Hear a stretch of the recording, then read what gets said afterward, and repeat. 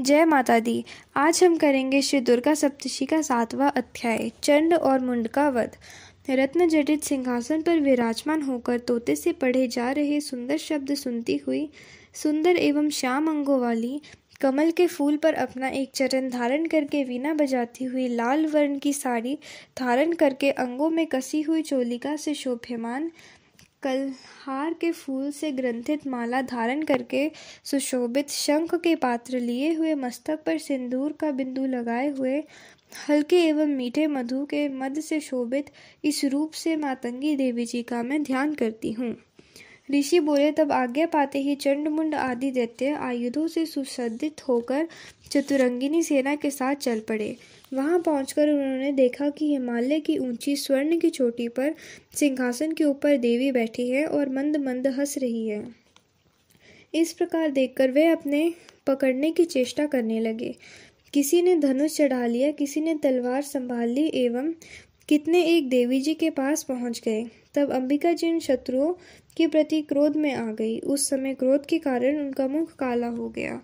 देवी के माथे पर भौहें कुटिल होकर तन गई। तब तो भयानक मुख वाली काली देवी तलवार तथा पाश लिए प्रकट हो गई। उस समय उन्होंने अद्भुत खंडवांग धारण किया हुआ था, नर मुंडमाला से शोभित थी, चीते के चर्म की साड़ी पहनी थी, शरीर का मांस सूखा दिखाई देता था और अत्यंत भयानक रूप था। उन्होंने मुख को विस्तार से खोल रखा था। लपलपाती हुई जीवा और भी भयानक थी। धसी हुई लाल लाल आंखें थी। गर्जना से सभी दिशाओं को भर दिया था। तब वे बड़े वेग से दैत्य सेना पर टूट पड़ी। बड़े बड़े असुरों को मारती हुई उनका भक्षण करने लगी। दैत्य सेना के पार्श्व रक्षकों को,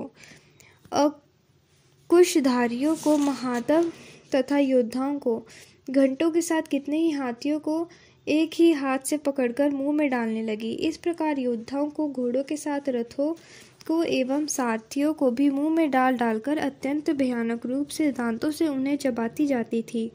किसी के केश पकड़ लेती तो किसी की गर्दन दबा डालती, किसी के पैर में दबोच देती, किसी को छाती से धकेलकर मार गिराती। वे असुरों के द्वारा छोड़े हुए अस्त्रों को मुंह में पकड़ जाती और दांतों से पीसने लग जाती। काली जी के इस प्रकार बलवान दुरात्मा असुरों की वह सेना कुचल डाली, भक्षण कर डाली। कितने एक असुरों को मार पीट दिया। देवी ने कुछ एक तलवार से काट गिराया और कुछ एक खंडवाक से पीट दिए और कुछ एक दांतों से कुचल दिए। क्षण भर में असुरों की वह सारी सेना मार पीट कर गिरा दी। यह देखकर चंड उनका भयानक काली देवी की ओर दौड़ा। इधर महाअसुर मुंड ने भी महाभयंकर बाणों की वर्षा से एवं सहस्त्रों चलाए हुए चक्रों द्वारा उस भयानक आंखों वाली देवी को ढांप दिया। वे अनेक चक्र देवी के मुख में प्रवेश करते हुए इस प्रकार दिखाई देने लगे जैसे बहुत से सूर्य बिंब बादलों के पेट में समाते जा रहे हो। तब तो जिसे भयानक मुंह के भीतर जिनका देख सकना भी कठिन था, ऐसे दांतों के प्रकाश से दमकती हुई अत्यंत क्रोध में अचानक भयानक गर्जना करती हुई वह काली देवी भीषण अट्टहास करने लगी। हाँ हाँ करती हुई बहुत बड़ी तलवार लिए वह देवी चंड पर कूद पड़ी। उसे बालों से पकड़कर उसकी तलवार को झट चंड का सिर काट दिया। तब चंड को इस प्रकार मारा गया देखकर मुंड देवी की ओर दौड़ा। कुपित काली ने तलवार से उसे भी मारकर पृथ्वी पर गिरा दिया। चंड तथा महाबली मुंड को मरा हुआ देखकर और सेना का नाश भी देखकर बची कुची सेना भयभीत होकर इधर उधर भाग गई। इसके अनंतर काली ने चंड तथा मुंड के सिर हाथ में ले लिए।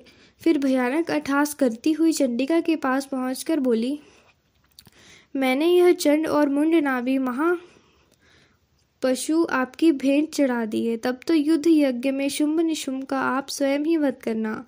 ऋषि बोले, अपने सुमुख लाए गए मुंड महाअसुरों को देखकर कल्याणी देवी काली से ललित वचन बोली, हे देवी कालिके, चूंकि तुम चंड मुंड को लेकर मेरे पास चली आई हो, इस कारण लोक में चामुंडा नाम से तुम्हारी ख्याति होगी। धन्यवाद। इसी के साथ हमारा 7वां अध्याय भी समाप्त हुआ।